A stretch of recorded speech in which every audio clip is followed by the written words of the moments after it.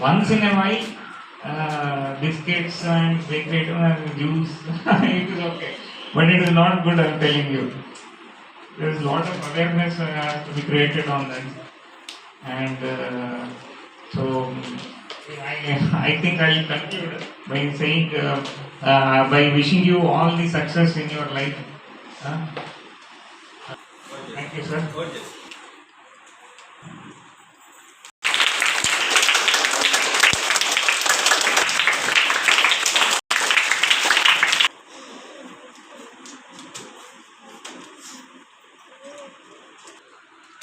Canada வங்கியோட மேலாளர் அப்படின்னு சொல்லியிருந்தாங்க.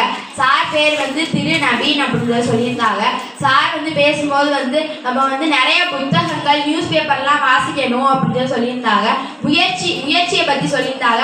நம்ம ஃபர்ஸ்ட் டைம் முயற்சி எடுக்கும்போது 50% வெற்றி அடைவோம். அதுக்கப்புறம் செகண்ட் டைம் வரும்போது 75% வெற்றி அடைவோம். அதுக்கப்புறம் மூணாவது தடவை நம்ம 100% வெற்றி பெறுவோம் அப்படின்னு சொல்லியிருந்தாங்க.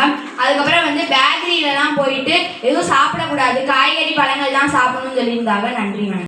சார் சொல்லியிருந்தாங்க நம்ம முயற்சி எடுக்கணும், முயற்சியை மட்டும் நம்ம கைவிடக்கூடாது. நம்ம இப்போ தோத்துட்டோம் அப்படின்னா நம்ம தோத்துட்டோம் அப்படின்னு சொல்லி நம்ம முயற்சியை கைவிடக்கூடாது அப்படின்னு சொல்லியிருந்தாங்க.